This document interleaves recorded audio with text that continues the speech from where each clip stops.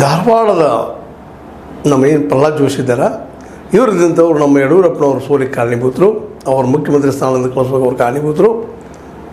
ಅದಕ್ಕಾಗಿ ಅವರು ಈ ಸಲ ಸ್ಥಾನ ಕೊಡೋದು ಈಗ 4 ಸಲ ಆಗಿದ್ದಾರೆ, ಬೇಡ ಅನ್ನುವಂಥ ಮಾತನ್ನು ತಮ್ಮ ಮಠಾಧೀಶರು ಒಂದು ಫಂಕ್ಷನ್ ಮಾಡಿ ಅಥವಾ ಒಂದು ಮೀಟಿಂಗ್ ಮಾಡಿ ಮಠಾಧೀಶರೆಲ್ಲ ಒಂದು ಮೆಸೇಜ್ ಕೊಟ್ಟಿದ್ದಾರೆ. ಈಗಾಗಲೇ ಈ ಮೆಸೇಜ್ ಎಷ್ಟರ ಮಟ್ಟಿಗೆ ಇಫೆಕ್ಟಿವ್ ಆಗ್ತದೆ, ಇದೇ ಕಾಲಕ್ಕೆ ನಮ್ಮ ಯಡಿಯೂರಪ್ಪನವರು ಸಹಿತ ಅದೇನು ಬದಲಾಗೋದಿಲ್ಲ, ಜಾಗ ನಾನು ಕನ್ವಿನ್ಸ್ ಮಾಡ್ತೀನಿ, ಒಬ್ಬರನ್ನು ಒಪ್ಪಿಸ್ತೀನಿ ಅನ್ನೋಂಥ ಮಾತು ಮಾತಾಡಿದ್ದಾರೆ. ಏನಾಗ್ತದೆ ನೋಡೋಣ. ಆದರೆ ಆ ಧಾರವಾಡ ಸುತ್ತಮುತ್ತ ಮಾತ್ರ ಲಿಂಗಾಯತ್ ಕಮ್ಯುನಿಟಿಯಲ್ಲೇ ಪ್ರಹ್ಲಾದ್ ಜೋಶಿ ಅವ್ರ ಬಗ್ಗೆ ಅಸಮಾಧಾನ ಅತೃಪ್ತಿ ಇದ್ದಿದ್ದೇನು ಸುಳ್ಳಲ್ಲ. ಯಾಕಂತಂದ್ರೆ ಪ್ರಹ್ಲಾದ್ ಜೋಶಿ ಅವರು ವಿಶೇಷವಾಗಿ ಜಾತಿ ರಾಜಕಾರಣ ಮಾಡ್ತಾರೆ, ಧರ್ಮದ ರಾಜಕಾರಣ ಮಾಡ್ತಾರೆ, ಹಾಗೆ ಹೀಗೆಲ್ಲ ಅಪಪ್ರಚಾರ ಅವ್ರ ಬಗ್ಗೆ ಸಾಕಷ್ಟು ಮಾಡ್ತಾ ಇದ್ದಾರೆ. ಹೀಗಾಗಿ ಈ ಸಲದ ಚುನಾವಣೆ ಆ ಧಾರವಾಡದ ಭಾಗದಲ್ಲೇ ಕಷ್ಟ ಆಗ್ತದೆ ನಮ್ಮ ಪ್ರಹ್ಲಾದ್ ಜೋಶಿ ಅವರಿಗೆ ಅಂತ. ಯಾಕಂದರೆ ಈಗಾಗಲೇ ಶೆಟ್ಟರ್ ಅವರಿಗೆ ಮತ್ತು ಅವರಿಗೆ ಮುನಿರಕೊಪ್ಪ ಅವ್ರಿಗೆ ಪಾಟೀಲ್ ಅವರಿಗೆ ಇಂಥ ಅನೇಕ ತಿಕ್ಕಾಟಗಳು ನಡೆದಿದ್ದಾವಲ್ಲ. ಮತ್ತು ಈ ಸಲ ಅವ್ರಿಗೆ ತಪ್ಪಿಸ್ಲಿಕ್ಕೆ ಟಿಕೆಟ್ ತಪ್ಪಿಸ್ಲಿಕ್ಕೆ ಪ್ರಯತ್ನವೂ ಸಾಕಷ್ಟು ಮಾಡಿರಬೇಕಿಲ್ಲ ಅಂತಲ್ಲ, ಆದರೆ ಆಗಿಲ್ಲ. ಅದಕ್ಕೆ ಕಾರಣ ಅಂದರೆ ಸದಾ ನಮ್ಮ ಏನಪ್ಪ ಅಂದ್ರೆ ಪ್ರಹ್ಲಾದ್ ಜೋಶಿ ಅವರು ಮೋದಿಯವ್ರ ಜೊತೆಗಿದ್ದಿದ್ದು ಮತ್ತು BL ಸಂತೋಷರು ಅತ್ಯಂತ ಆತ್ಮೀಯ ಕೂಡದಲ್ಲಿ ಇದ್ದಿದ್ದು ಅಂತೇಳಿ ಒಂದಿಷ್ಟು ಜನ ಮಾತಾಡಿಕೊಳ್ತಿದ್ದಾರೆ. ಏನೂ ಆಗಲಿ ಪ್ರಹ್ಲಾದ್ ಜೋಶಿ ಅವರಿಗೆ ಟಿಕೆಟ್ ಸಿಕ್ಕದ, ಅವ್ರು ಗೆಲ್ತಾರೋ ಇಲ್ಲೋ ಅಲ್ಲಿ ಜನ ಮಾಡಿಬಿಟ್ಟಂಥ ವಿಷಯ.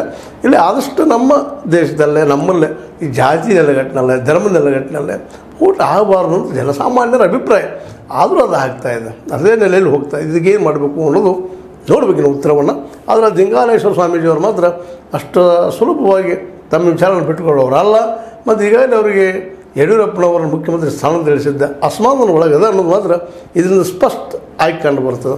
ಜೊತೆಗೆ ಅಲ್ಲಿ ಮೂಮೆಂಟು ಲಿಂಗಾಯತ್ ಜನರುಗಳು ಸಹಿತ ಹೆಚ್ಚಾಗಿ ನಮ್ಮ ಪ್ರಹ್ಲಾದ್ ಜೋಶಿ ಅವ್ರ ಜೊತೆಗೆ ಹೊಂದಾಣಿಕೆ ಮಾಡಿಕೊಳ್ತಾ ಇಲ್ಲ ಅನ್ನೋ ಮಾತು ಕೇಳಿಬರ್ತದೆ. ಅದೊಂದು ಕಡೆ ಇರಲಿ. ಅಂದರೆ ಧಾರವಾಡದ ಈ ಒಂದು ಏನು ಚುನಾವಣೆ ಈ ಮಾತದ ಇನ್ನೂ ಟೈಮ್ ಅದ, ಅದಕ್ಕೆ ಮುಂದಿನ ದಿನದಲ್ಲಿ ಏನು ಚೇಂಜ್ ಆಗ್ಬೋದು.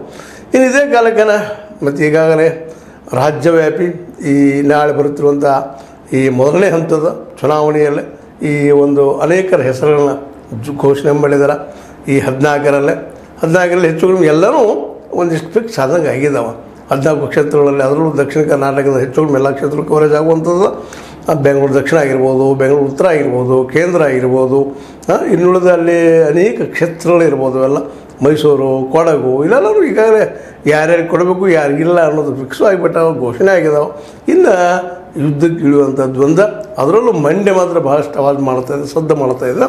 ಮಂಡ್ಯದ ಕ್ಷೇತ್ರ ಬಗ್ಗೆ ಈಗ HDK ಅವರು ಫೈನಲ್ ಆಗಿದ್ದಾರೆ, HD ಕುಮಾರಸ್ವಾಮಿ ಅವರು. ಈಗ ಫೈನಲ್ ಆಗಿದ್ದರಿಂದಾಗಿ ಮತ್ತು ಅಲ್ಲಿ ಕಾಂಗ್ರೆಸ್ಸಿನ ಅಭ್ಯರ್ಥಿ ನಿಂತಿದ್ದಾರೆ.